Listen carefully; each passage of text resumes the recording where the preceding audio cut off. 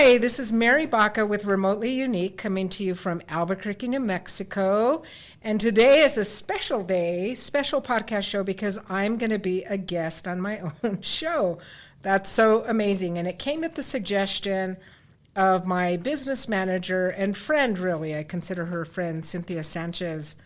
And I just want to say, really I could not be where I'm at business-wise today without her. She's truly an asset and helps us grow in so many ways.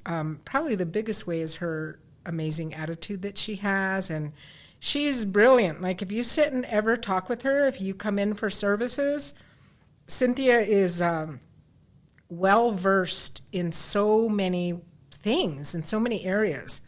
She has a lot of dimensions to her.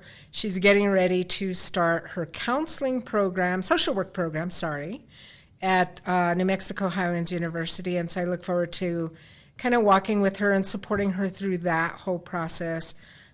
She also went through my Reiki 1 and 2 certification, so she's also a holistic practitioner.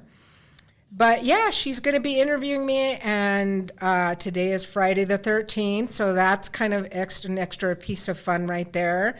Usually associated with, funky things that happen or negative. It has that kind of air to it, but we're going to have some fun today with Friday the 13th. So I'll let you take it away. Awesome. Well, welcome everyone. As you know, I'm Cynthia, and it is a special day because we have our fearless leader today, Mary Baca. And it's actually interesting because we always have so many questions for someone, especially in her field, the entrepreneur that she is and everything that she's developed on her own without anybody to teach her. I think that's amazing. Just a little bit that I know of Mary, when I first started here in October of 2019, I was fairly new, and one morning I was watching television. I seen her on television. Not one time did anybody tell me that she was on TV. She was on the news, and I was like, oh my God, I work for this woman, and she was amazing. From day one, I thought, wow, what a lady. And now we have the opportunity to find out what's behind this and what drives this woman to do the things that she's created in her field, and as well as in her business. So I've been impressed. I'm still impressed, and she's still going, and she's still creating new things.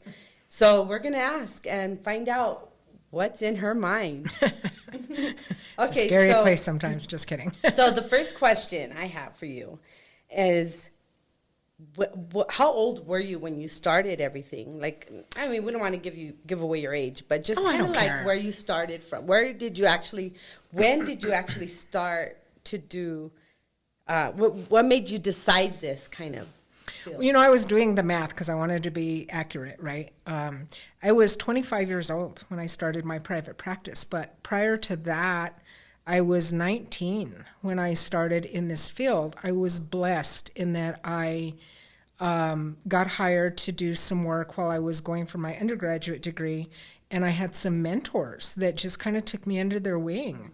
And they let me start co-facilitating groups. I was working for a program for chronic mentally ill adults, and I didn't know what I was doing, but they trusted me and they taught me. And I'll never forget those ladies. Edna was one name, and Sandra Garriott Stejskal was the other name. And I'll never forget some of our conversations. She gave me some of the best advice that anybody could have ever given me. She said, get as much experience as you can. She said, because when you go to get a job, she goes, your degree, yeah, that's going to be great, but there's going to be so much competition. She says, you want to get as much experience as you can. She said, and some people will look at your resume and they'll think you're a job hopper. She said, but the right people will look at your resume and think, wow, she has a variety of experience. So I did that. I didn't really even understand that conversation. I grew up in a family, my mom and dad worked hard. I definitely get my work ethic from them. They were hard workers. Till the day they died, really, just about, and lived paycheck to paycheck. They did not make a lot of money. I don't even know how they made it on the money. I think my dad brought in $70 a week to support a family. Wow. And my mom worked very hard. She was a bus driver, and then she worked at TG&Y and Piggly Wiggly and some things that, some people will remember and other people will be like, they'll have no idea what those are.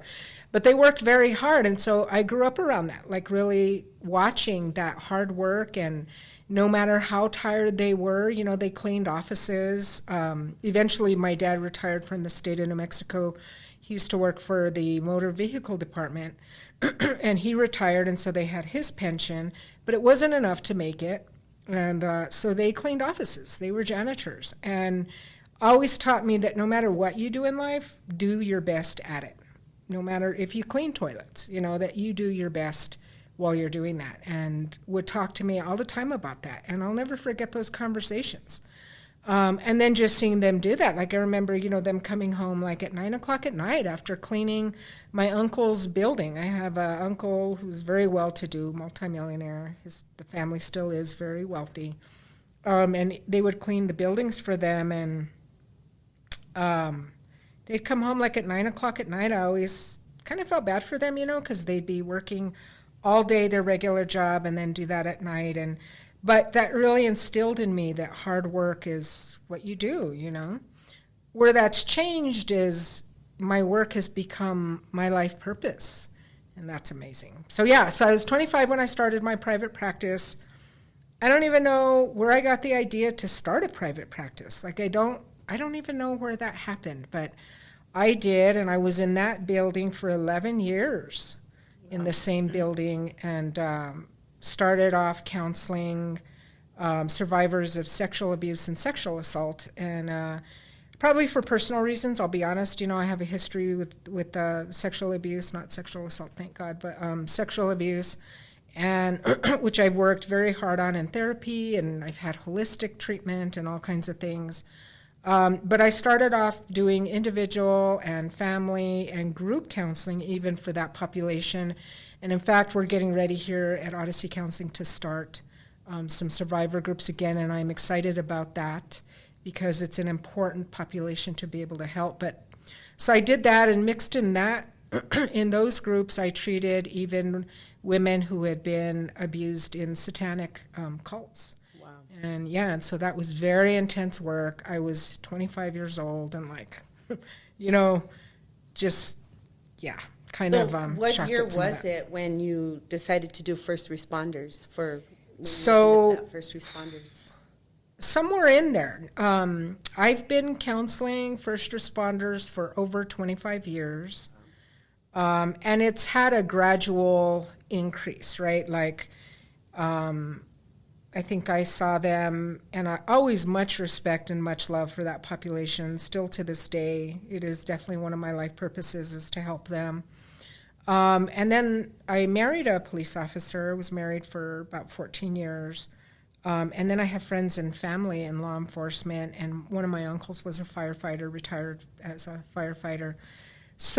And my dad was a military cop and took a lot of pride in that. I have pictures. When you see the picture of him on Facebook, you'll see him on a motorcycle. In those days, what was their motorcycle, and just an amazing, I love that picture. He's in a trench coat, and he's got his police hat on and his police garb. So I think that was always kind of in my blood. My sister, who's deceased now, she was a dispatcher and 911 operator for many, many, many years for Santa Fe Police Department, and then she to the day before she passed away, she was employed by Santa Fe Police Department in the records division. And so working with first responders, I've been in private practice now for 31 years, and 25 of those, or maybe more, I don't know, have been with first responders and their families. So when you started your business, you were, 26? 25, 26. Wow, Mm-hmm. That's impressive. So I'm curious how you came up with Odyssey. Well, now I would say it was divinely sent, right? I didn't know that then. But, I'm very spiritual, as you know, Cynthia, and believe strongly in God and my spirit team, and they send me all these names, Every time I name a program, rest assured the name has come from spirit and the divine, truly, truly. So, but I didn't know that then. So, I don't know. I just was thinking, what should I name my business, And somehow Odyssey came to my mind. I didn't even know what it meant. So I looked it up in the dictionary, and it means an adventure. And I thought, wow, well, counseling is an adventure. I had never gone to counseling at that point. So I didn't really know completely, but yeah, I would say it was divinely sent. And then I had a client, I won't name her, but I, still keep in contact with her through Facebook. She's an amazing artist. She's a graphic designer, and she developed my logo as a gift to me back then. Wow. Back then it was a sun, like a half sun. It was very, very nice. And so I had that logo for many, many, many years, probably like the first 20 years I was in practice, or 15 years. And yeah. So during your practice, where do you think it was probably the most difficult? Well, anybody who's ever done anything, like had any kind of goal or is an entrepreneur, it's 2 steps forward and 3 steps backward sometimes. And so, that can be difficult, especially if you have never gone through that process. And, it can be very easy to give up. But I never did give up. And actually, I was thinking today on the way over here, I don't even know how I got my first clients. Mm-hmm. Like, I was 25 years old. I don't even know. Really, I think that was God sent too, to be honest with you, because I never was lacking clients, ever, ever, ever. In the whole 31 years I've had my practice, never have I been lacking clients. There's times when people take off, like for holidays or the summer, and I just have grown to be like, okay, well, that's just time to catch my breath, But I've never lacked clients. And I forgot what you asked. Just mainly like what was the biggest struggle when you started? Oh, so I would say... Or anywhere throughout your business. Was there a time period where everything went smooth, and then what happened, and then you climbed the ladder and went bigger? Well, I would say starting was scary, right? Because I didn't have a staff like I do today. I didn't have a you then. I had me for a long, long time. For like 20 years, it was me. Wow. Me being my own business manager, my own marketer, my own accountant. Well, I have an accountant. I have a CPA, but really running the functions of the business and credentialing myself. That's and amazing. Keeping up with all of that. And, sometimes I look back and I don't know how I did it, especially when I see you doing it. I'm like, and I'm thankful because I know then, like, you and I can talk the same language and I know what you're saying, but I don't know how I did it. I think I was just really held and supported by God, really, and my spirit team. I mean, truly I do, but... It was in divine order. It was in divine order. And then people I met along the way that have really helped me. I've had my own healers work on me. I've had Lupita Gurulet, who did a lot of like shamanic work on me and hypnotherapy and all kinds of things, psychic readings and things that just, it was invaluable, truly. And then I had a kick-ass therapist, like the best. Maggie Barnett, man, she was so hard on me.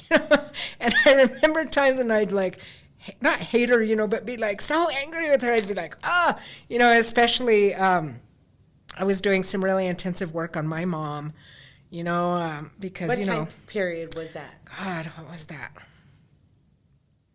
I probably was like 30. Maybe. You were young. 40. I don't freaking know. I don't know when I started that part of my journey, but she really stands out. For me to even remember her name says a lot because I'm bad with names, but I remember her name. And, and I was going through some struggles on working on my issues with my mom and about my mom and hating my mom at the time. Now I have forgiven her and I love my mom. I realized she did the best she knew how to do. Right. But at the time I wanted to divorce her, and Maggie was like, I don't believe in divorcing our parents, and I'm like, I don't care what you think. I don't care what you believe. This is like, yeah. So, but she would really put those challenges, and she was a real role model for me for counseling because that's how I am with my clients. I'm direct, and I kind of push them to do those uncomfortable things, and not that I'm right, because I'm not. Like, really, how well can we get to know our clients seeing them 50 to 60 minutes a week? I mean, come on, like, not well. But she really would challenge me and really made me work. It was not this thing of go into her office and she's like, oh, so how did that make you feel? No, that was not Maggie. I mean, she would ask that, but she pushed me. And I really appreciate it because I grew a lot through that. So much so. I love her still to the day. I wish that I had a way to be in touch with her because, I'm very grateful to her. And then the healers, Lupita, and, Lupita would, my gosh, she'd come to Albuquerque to work on me. She'd work on me on the weekend. I mean, she just had a level of commitment that I really needed at the time. And that set a bar for me in terms of what kind of holistic practitioner do I want to be. Mm-hmm. And that's the kind of practitioner I am, truly, I get emotional because I truly care about the people that I see. And I didn't see that coming, and she did, she really modeled that care and concern and genuine empathy and said, I'll walk with you through the darkness. And she did. She didn't just say it. So very grateful to her. She's still in practice. She had taken a sabbatical for about 5 years, but she's back. And we've reestablished contact. I grew a lot in those 5 years, which is amazing. And my biggest teacher is Spirit and God. Those are my teachers now. And so, you can't get any better than that, right? Yeah. Wow, that was beautiful, Mary. Yeah. Thanks for sharing. Sure. So this was a question that I had sent an email out to your staff, and I let them know that I would be interviewing you today. Aww. And I gave everyone an opportunity to inform me of any questions they had.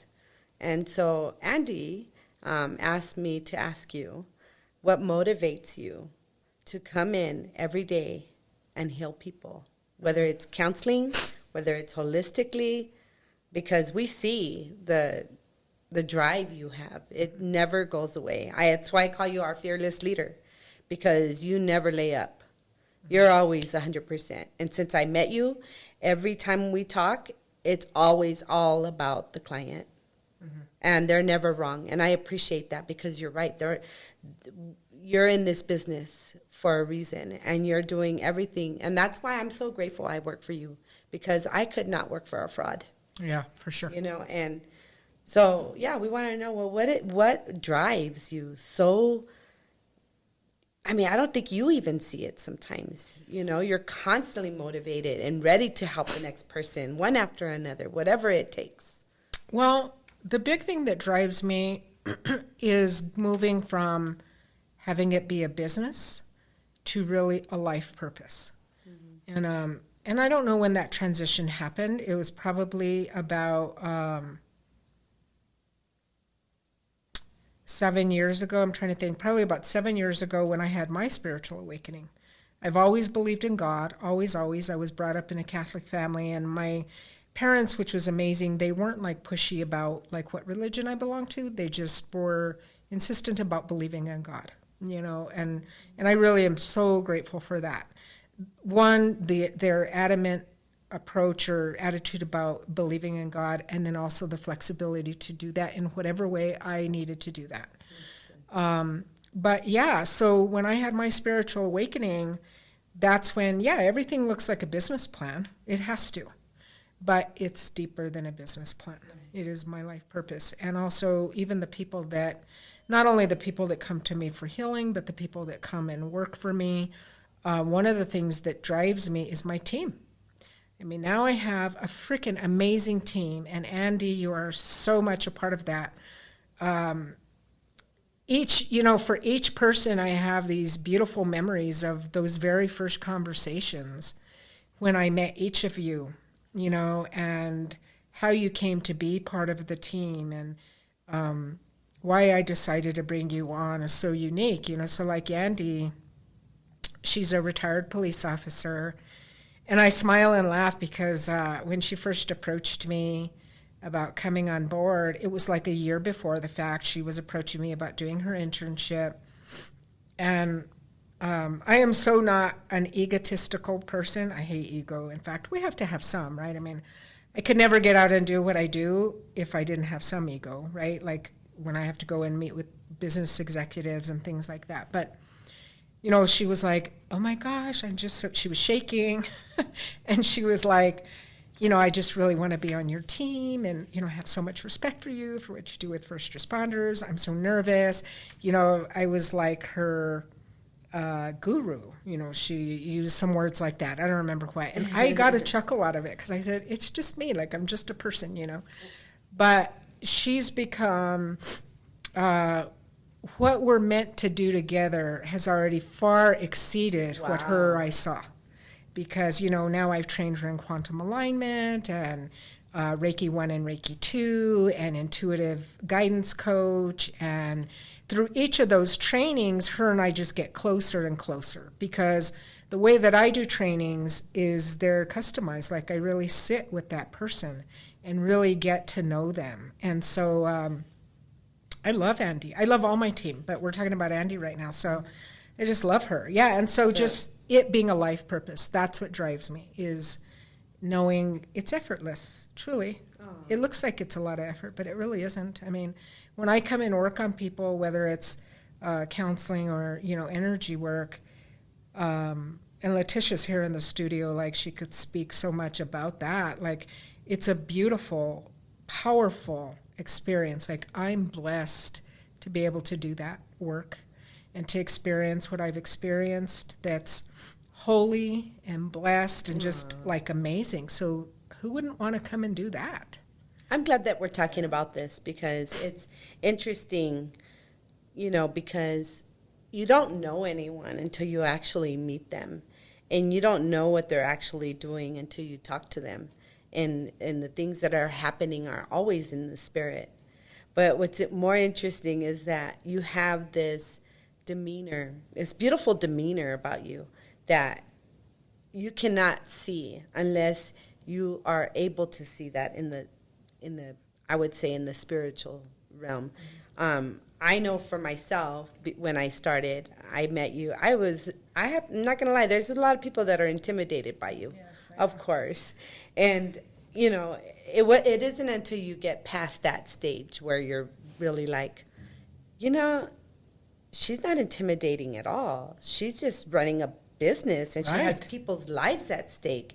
And you tell me all the time, on a regular basis, when I first started, that people are hurting and you don't know what they're going through. Mm-hmm. So don't ever assume. Always ask. Yes. You know, and so that's something that I'm always, like, aware of now when I teach, you know, our administrative staff.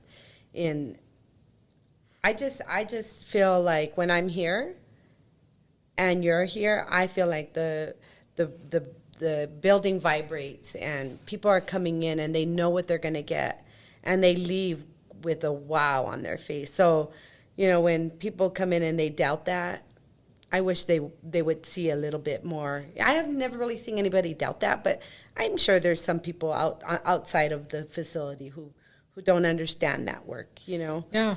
And until they actually meet and they see and they feel, because energy is what we are. So, and I'm taught that on a regular basis. So I'm just excited to be part of this whole adventure.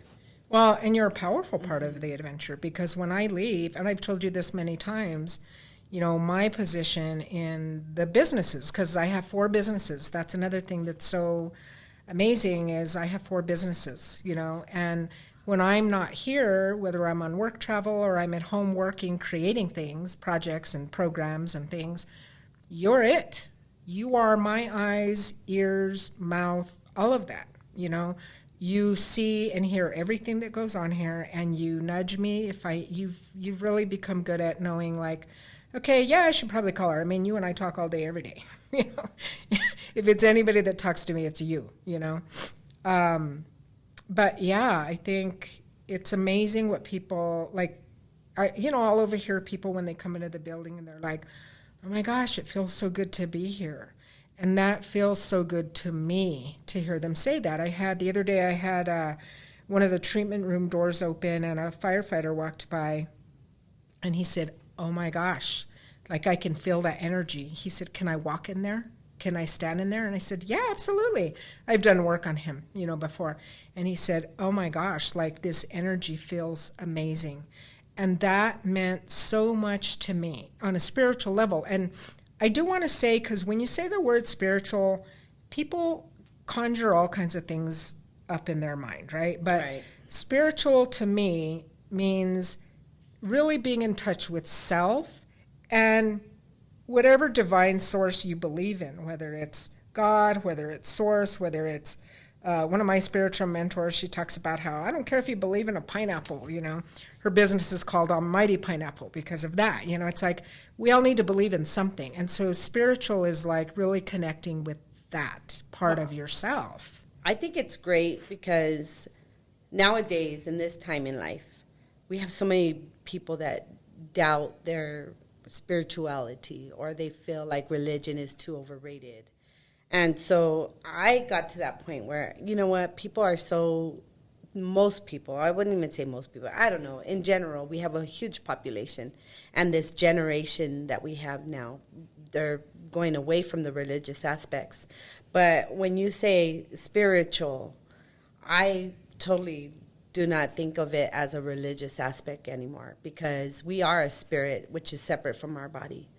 And right. I really do believe that we are spiritual beings having human experiences.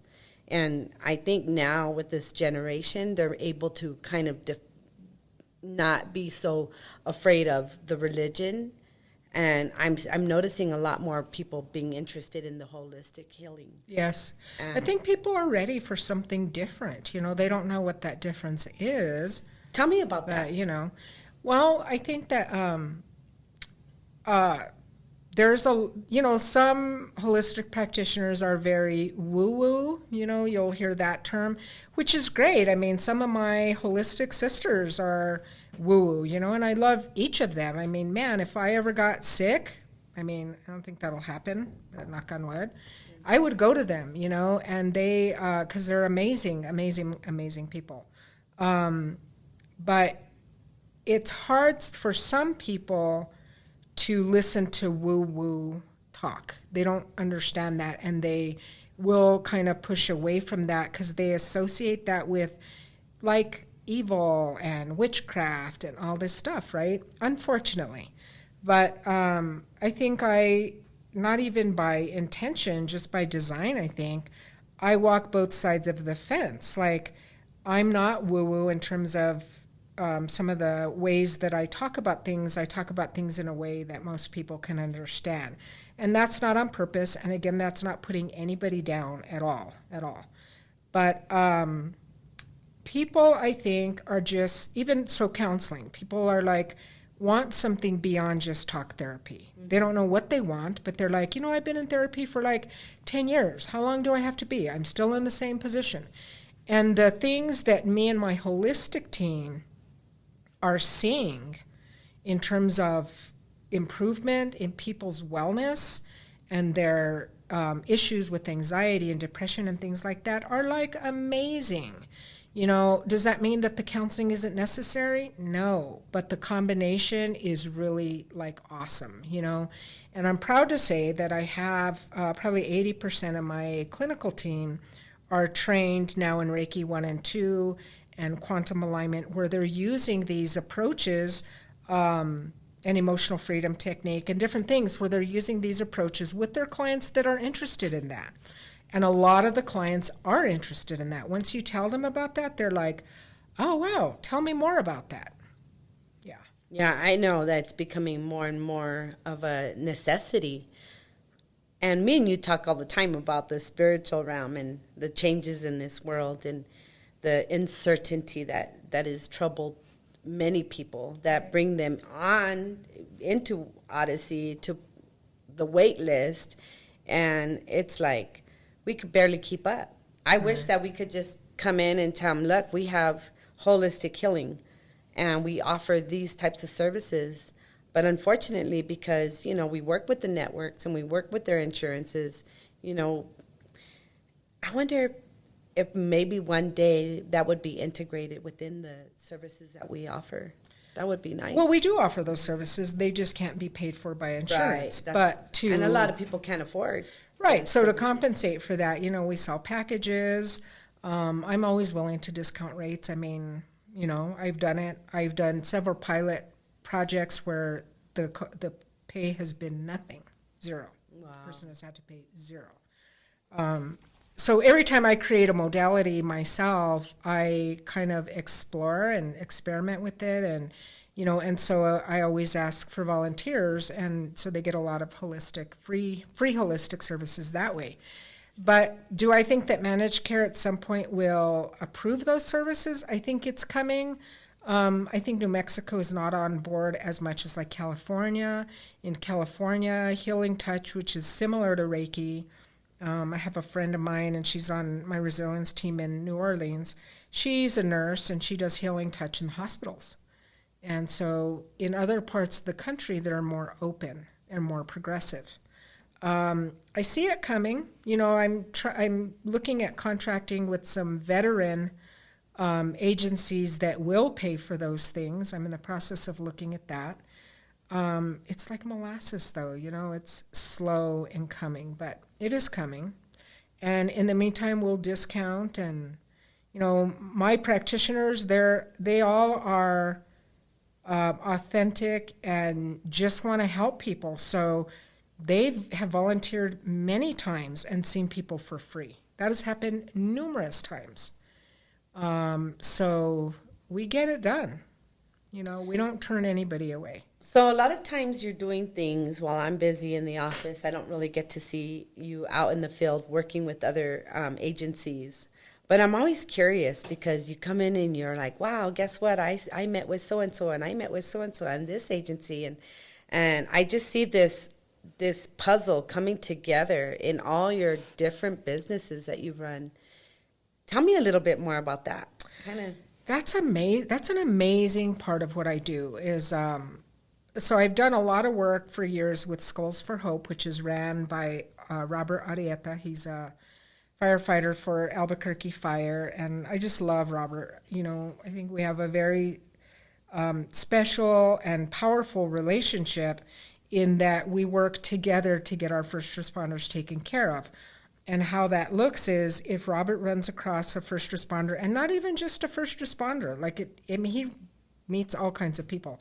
So anybody in need, he will text me and be like, hey, I know you're probably super busy. He always says that, but this person needs help, and I'm like, okay, and I always make sure they get taken care of. So he's one that I've been collaborating with for many, many years now. And then, and he's on my first responder training team for Allies for First Responders.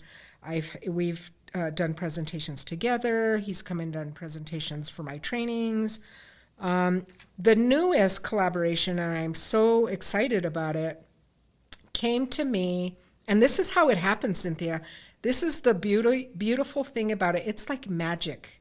So I have a friend, her name is Julie Madrid, and she's the director of, Julie, don't kill me if I get this wrong. I want to say Solaris. It's a counseling agency for domestic violence, I think, in Santa Fe, right? Mm-hmm. Santa Fe is where I'm from.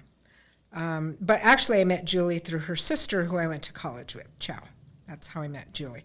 Well, Julie, and I've done trainings for her agency and stuff like that, but she texted me or Facebook messaged me a couple of weeks ago and said, I think you and Ken Sears need to meet.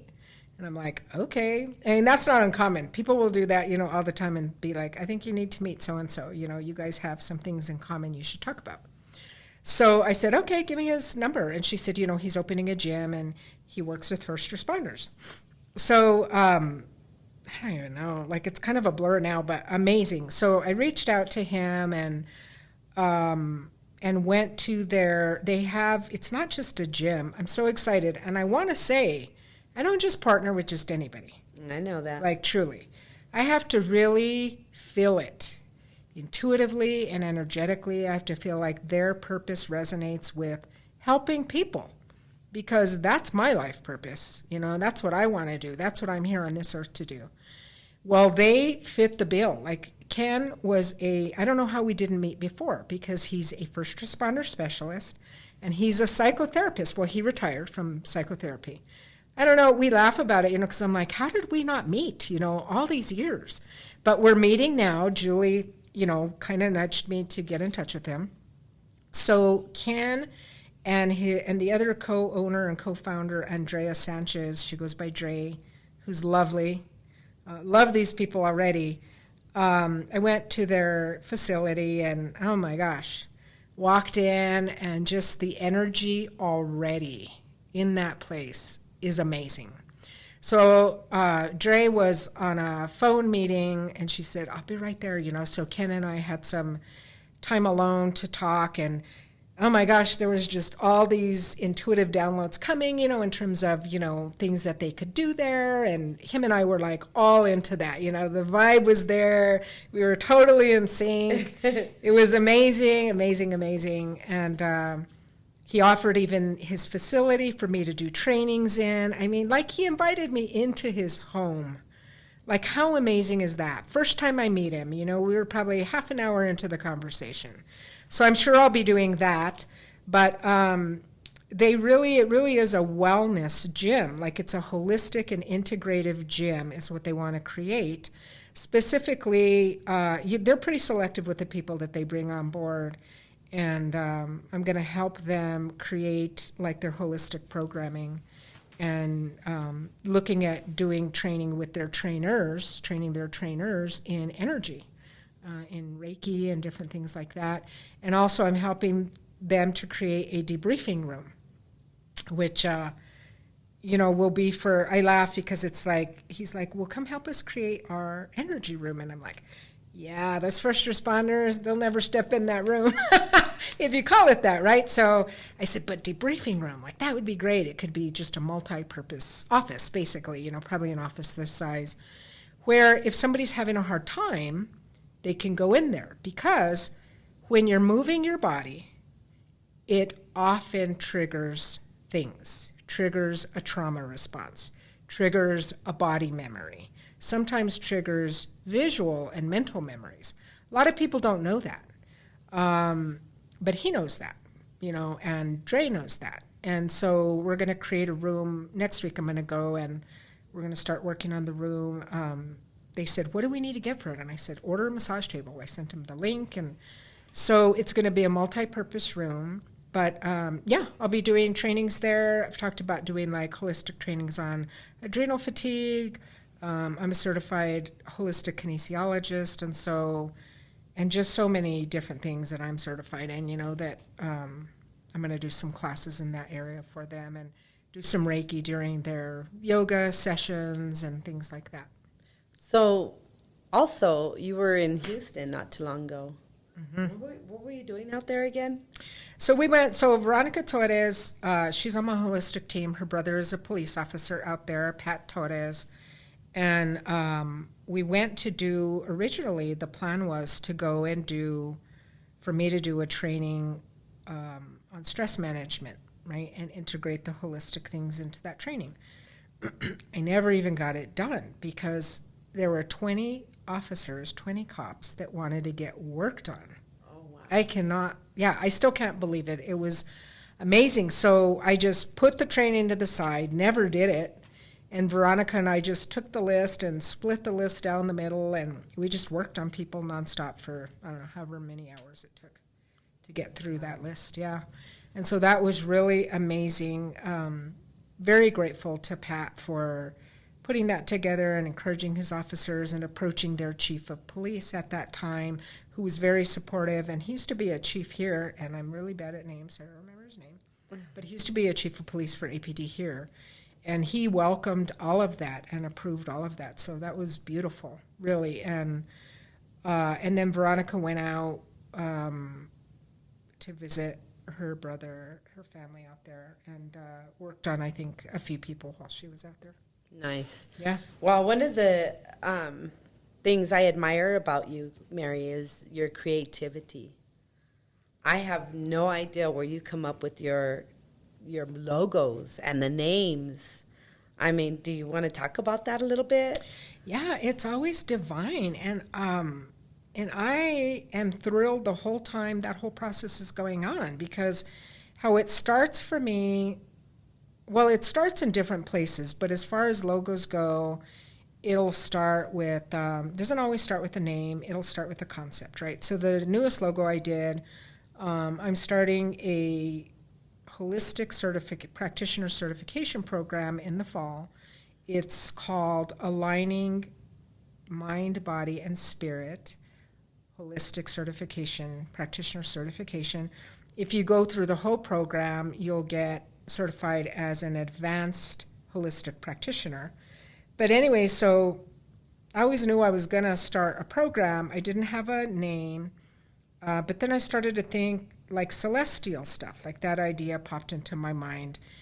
And I just have this really amazing communication with Spirit and with God, where I just say, okay, well, tell me what that's supposed to look like, and it almost like the idea starts back here in this part of my brain, and it's there and I acknowledge it, and then it starts moving more to the forefront of my brain as it's getting time to execute the task, or execute the program. So with that, then that rolled into coming up with the name and being like, oh, wow, that's an amazing name. I think I got aligning from one of the modalities I've created is called quantum alignment. Mm-hmm. And alignment, very powerful and important word. It really is for us to be aligned mentally, emotionally, physically, spiritually, so that we are healthy, basically, And so the name came, and then I was like, I want something celestial, but what does that mean? So I'd go on Shutterstock, and I'd look at Shutterstock, and I hadn't really seen anything that resonated until about a week ago. I went on and I saw this image. Depending on how you look at it, it's the figure of a man, kind of the shadow of a man, either walking into the light or away from the light. And there's cosmic behind it, just like the stars and stuff, Mm-hmm. And I was like, oh my God, that is it. That's it. And so I emailed my web designer, who also helps with this podcast, Mark Tyhurst. Mark Tyhurst has been doing stuff for me for probably about 8 or 9 years. And so I emailed him and I said, hey, can you put this wording on this? That logo got designed, like, I'm not kidding you, in like an hour. Nice. And it's beautiful. It's powerful. When you look at that logo, it's like it just has this energy. The other thing I do with all my logos and all my names is I test the vibration using muscle testing, which I can tell anybody how to do. That's part of what I do with like business coaching, is I can take that and look at what's the vibration of that name? What's the vibration of that image?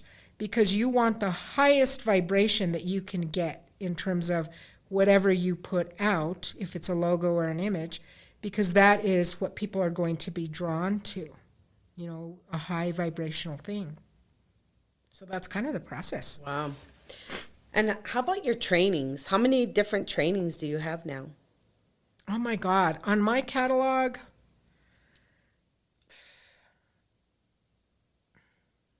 I was just looking at it this morning because I'm one of the counselors on my team is going to start training under Shifting Perspectives Training Institute. That's my training business. I want to say like 75 I have, and that's just there. Like, that's not what's in my mind. Wow. I have ideas for so much more. I didn't know that you had that many. Oh yeah, lots and lots. I've been licensed continuing education providers since 2016, and I've actually been doing trainings for the past 20 years. Doing trainings in workplaces. I've done organizational development and stress management and team building and all kinds of things for about 20 years.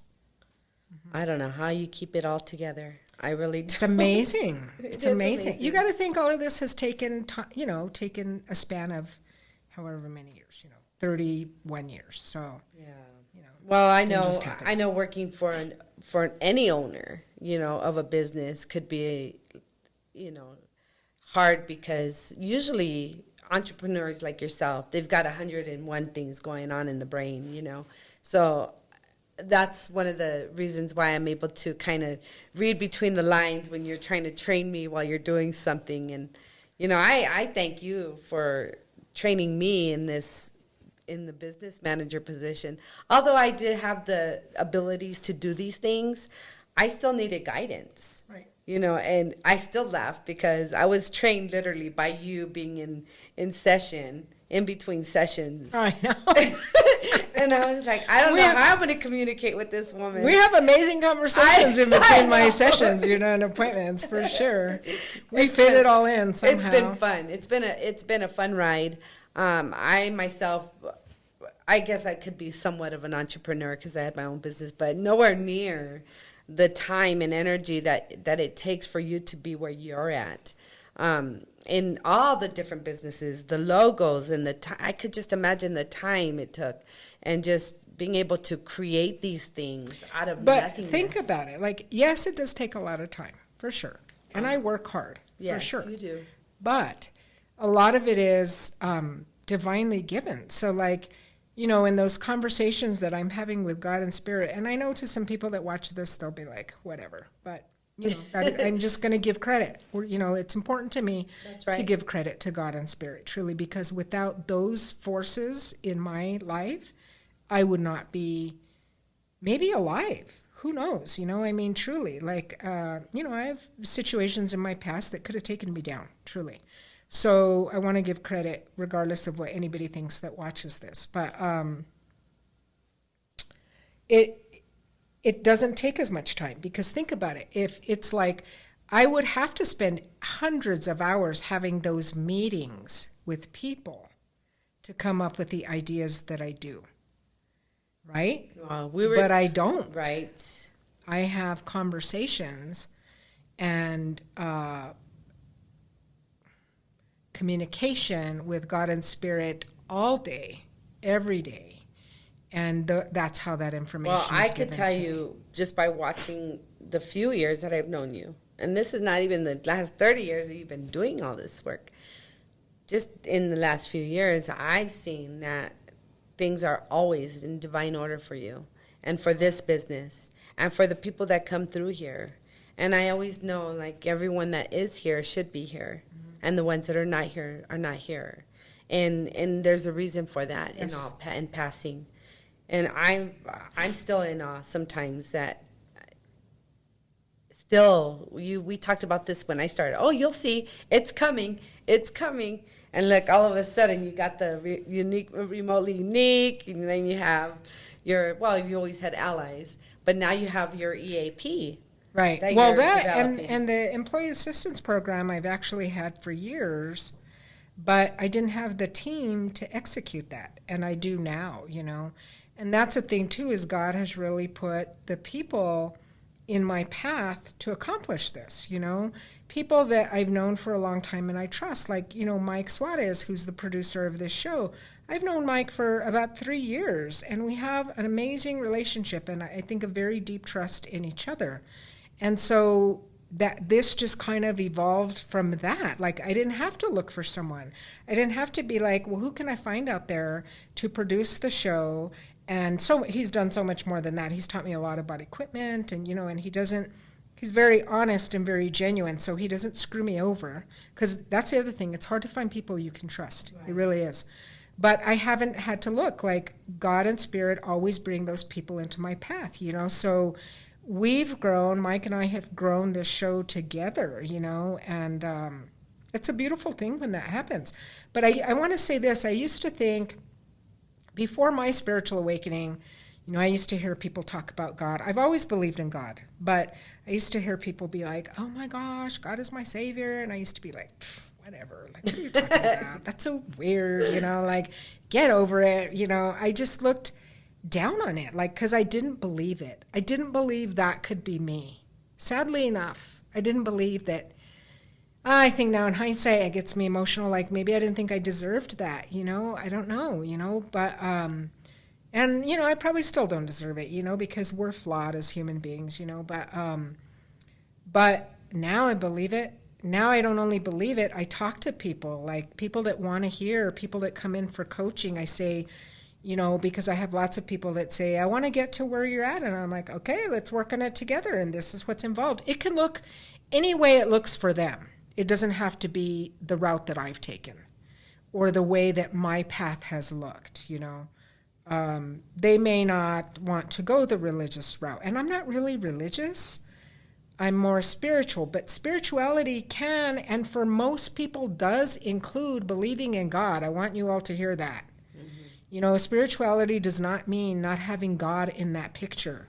Because a lot of people think that spirituality replaces the religious aspect, which is the belief in God, and so it turns them off. But it doesn't have to be that way. The people I know that are into holistic stuff, they believe in God or source, or they have a belief in a higher being for sure. So, yeah. Well, I always believe that we have a spiritual body, and you know about that. Yeah. And because you do the energy work. And then when I went through your Reiki training, I could feel the angels, spiritual angels, and for some of us, we see Jesus Christ, right? Right. So when people that are, carrying themselves on that religious aspect, it's really hard for me. And I was one of them churchgoers, and I still am. Like, I believe in the Lord Jesus Christ. I believe in God, and I also believe that He's so big, Yes. bigger than what we can even imagine. Oh, absolutely. That we think so small, and then we're over here bickering about who's right and who's not right, instead of looking at the bigger overall picture of what He has created. So do we really believe that He really wants us to believe this minimal side of life, or believe in something greater than it's so ourselves, expansive. right? Yeah. And so when you have that spiritual awakening, how old were you when you had that spiritual awakening? It was just like 7 years ago. Really? Yeah, Nice. and it came really from, I don't want to go into too much detail because people will listen to this podcast, and Right. it has to do with my family. But for one thing, my sister passed away, and I just had carpal tunnel, but man, I didn't know carpal tunnel was so painful. My body hurt so much that, I really, all that tragedy brought me to my knees, truly. I was flat on the floor. Severely depressed and angry at God at the time, kind of questioning Him and saying, really, is this all you have? This is all you have to offer me? And and that's where I found, somewhere in that time period, I don't know when, it wasn't a particular moment, but oftentimes a spiritual awakening or transformation comes from hitting the ground face first, truly. That is an opportunity. So many people look at that as oh my gosh, why do I have to be going through this? Yes, it sucks, and sorry for the pain, but man, beautiful, amazing things can come from that. Truly, truly. I'm glad you said that, Mary. It's so true. That is the confirmation that most people find when they hit rock bottom, regardless of what it is, trauma or some kind of bad place in their life. We don't know why those things happen, but it does one of two things for us. I believe that it wakes us up, right, spiritually, or it knocks us down and takes us down. Right. And so that's really, there is no in between. The Bible does talk about the in between. There is no in between. Well, and what you're talking about is free will. Yes. God gives us free will. So when we go through those trials and tribulations, we have a choice. Are we going to hang in there and, forge through it and take the opportunity that's before us? Or are we going to not let it drag us down, because that happens, but keep us down? Are you going to stay down, or are you going to rise up? And I, with help from many people, and above all with God and Spirit, I rise up every time. But it's taken learning, and it's taken really humbling myself and really opening up spiritually, to God and my spirit team who help me every day to do that, to rise up. Most people that do this kind of work, I'm sure, I don't know if you agree or disagree, or if you want to comment on it, but I feel like people that are in this field, in the work that you do and the things that you've gone through, usually come from a very bad place where you right. You find the answers within, and you're like, you know what? I want to help the world now. I want to help people. I want to go out and do the things that I want to do so people can come out of the things, because I know where it starts. For me, I don't know if you agree or disagree, but I feel like sometimes it starts with the mind. You know, if your mind is no good because of the things that you've dealt with, then it's hard for you to go forward. You know, and all of us are talented. We're so talented. I know. All of us have and our we all gifts. have that creativity. But when you reach into the spirit of where you finally found, right, where you had your spiritual awakening, where I feel that's where you get all your downloads. That's where you finally grow and you're able to expand. And I really, really believe that God had put you in this lifetime to help people have that same awakening. Do you agree? Right. Yeah, absolutely. And I'm thinking about a client that I saw yesterday for energy work, and she's just budding. It's beautiful to watch. You know, she's really coming into her own spiritual development, and I've seen her several times and helped her work through some things through energy work. That is a great alternative for people that don't want to do counseling. Energy work is awesome because you don't have to talk about it, you know. I get worked on. Letitia does quantum alignment on me, and like, it's amazing. And I'm asleep, you know, the whole time. But I can feel the power and the energy of the work that she's doing. And so you're able to really wake up from that. That's funny. Wake up from that, because really you go into a deep sleep a lot of the time. But wake up from that, and I feel, oh my gosh, I just feel like I'm on top of the world, you know. And so many things are healed in me, and the feedback that the practitioner, you know, that I'll get from her, and that I give to people, you know. So I'm a giver and I'm a receiver, which is really important. But I'm thinking about this woman yesterday, and just, I mean, what a job. It's not a job. What an amazing experience, right? To just watch people, watch that awaken in them. So Letitia actually had that question. She asked me to ask you what the transition was like, what the experience was from transitioning from counseling over to the holistic side. Well, I had been doing both for so long, but there has been a difference now that I'm doing mostly energy work and not as much counseling. The way that I do energy work, though, it is kind of a combination, because it's raining. I kind of have a session with the person before and after on whatever I'm picking up, whatever I've picked up, you know, up to that point, and then what I pick up in their body. Like, the really cool thing is with counseling, people are resistant. It's part of human nature. Nobody wants to talk about their stuff, right? The body, when you're working on the body, is never resistant, ever. The body is always like, oh, yes, like welcoming, like, yes, please help me. And then there's different levels of work. You know, there's trauma work, and then there's lighter work, like resetting the autonomic nervous system by helping the body to relax and kind of return to its original state, right? So those are kind of the spectrum of what you accomplish in energy work. Nice. So I'm really impressed with one of your modalities, and I would like you to elaborate more about it so I can make sense, and maybe your listeners would like to maybe have that work done. It's your Trasoma. Oh, okay. Yeah, Trasoma. And I have to, I haven't trained anybody in it, but I've been getting nudged to do that. So I have to take what the process is and start putting it on paper in terms of what is the protocol and what's the approach. But Trasoma it's like using muscle testing. And I always laugh, you know, one of my mentors and good friends and my kinesiologist, Lorraine Milligan, I always laugh because she's the one that got me into muscle testing. Like, I never, you know, and when she introduced it to me, I just laughed. I was like, whatever, like, this works. You know, are you drinking? You know? But now I do it every day, and I teach others, you know. So Trasoma is using muscle testing to pinpoint a target, an area of the body where it's holding on to trauma, okay? And using the chakra system, which is the energy system of our body, to pinpoint where it's housed, where that trauma is housed.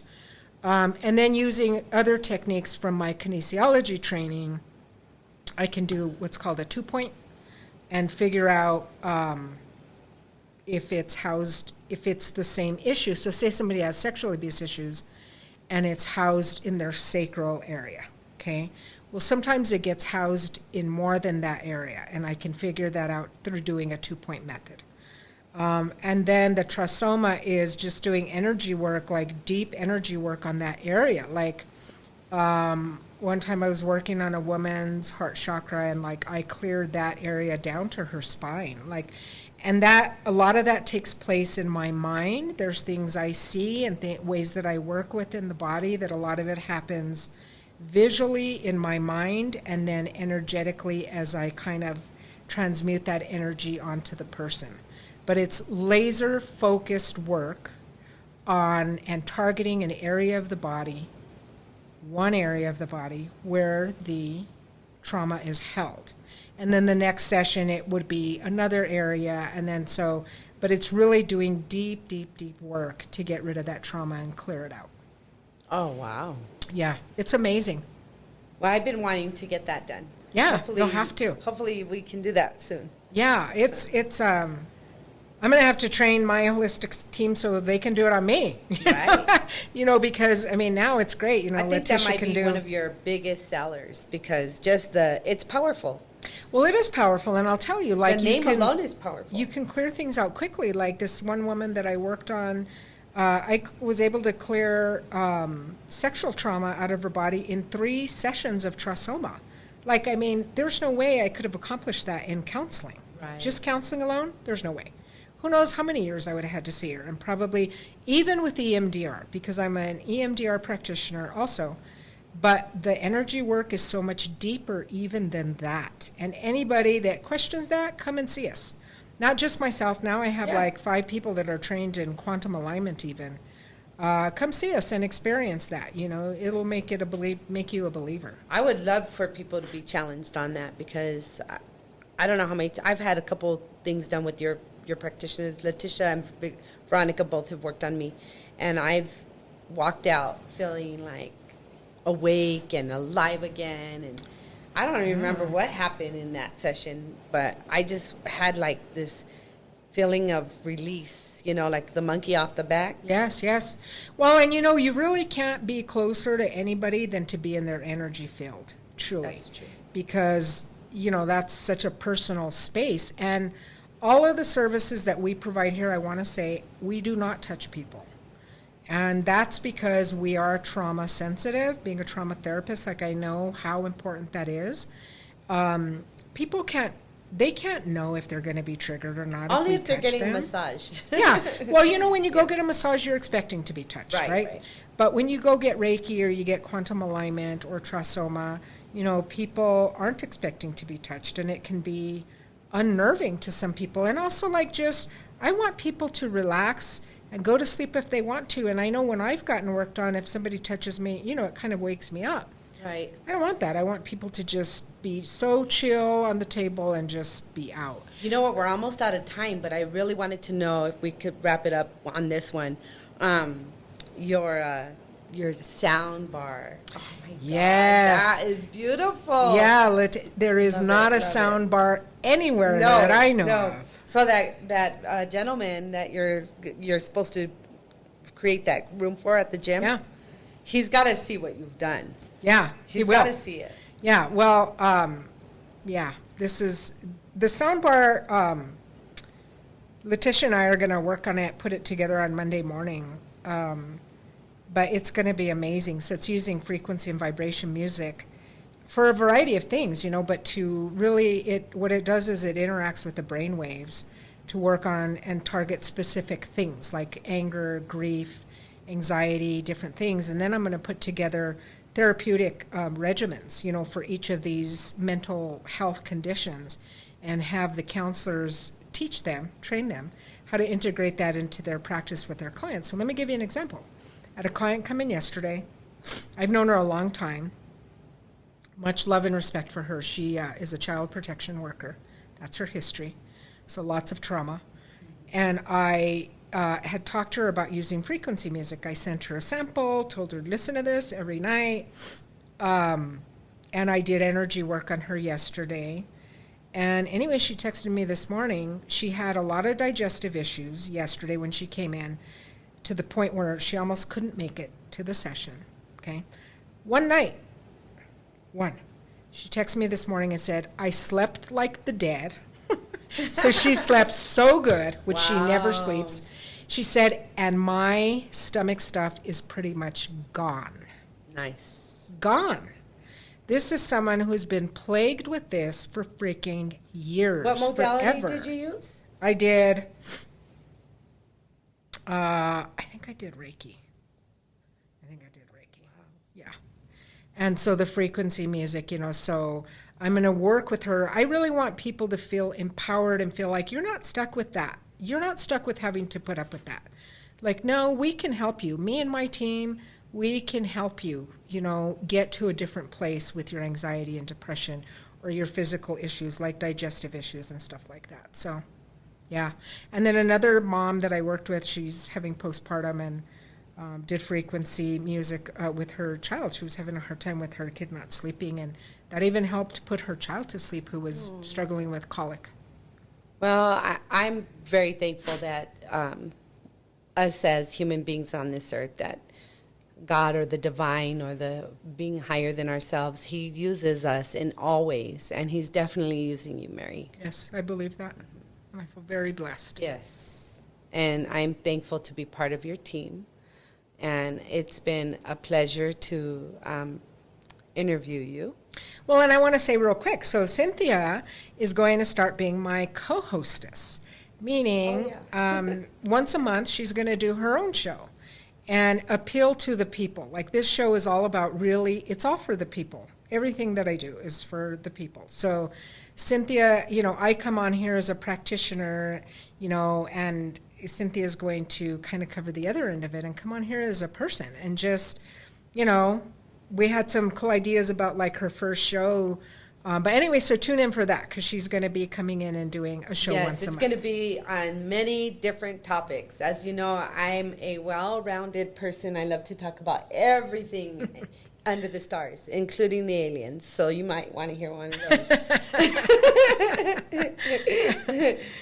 Especially that lately I feel like I might have been abducted when I was little. Yeah, but that's just to give you an inside idea of what my show might be about. Yeah, but you're going to talk maybe about being a vegan and how that, journey has been. The transition and, there's so many great topics and things that nobody really likes to talk about in my, unless you're if you're creative and you like to know things. Or maybe they just don't get. Or if you're just eccentric. They maybe don't get the chance to talk about these things, That's right.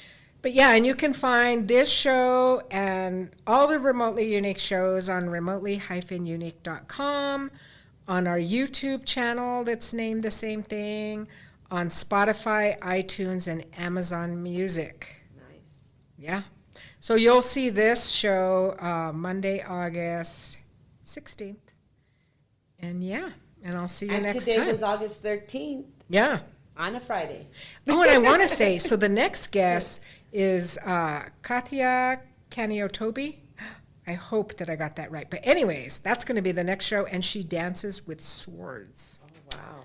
It's going to be really cool. Yeah, and she's going to talk about just what she gets out of being a dancer, and it's a very deeper level than just like that it's a dance. But stay tuned for that next time because we're going to be in the yoga studio and Mike's going to record that and she's going to dance with at least one sword. I know on Facebook I saw her now dancing with 2 swords. So we'll see what we get from her. I would like to be present for that one for sure. Yeah, come.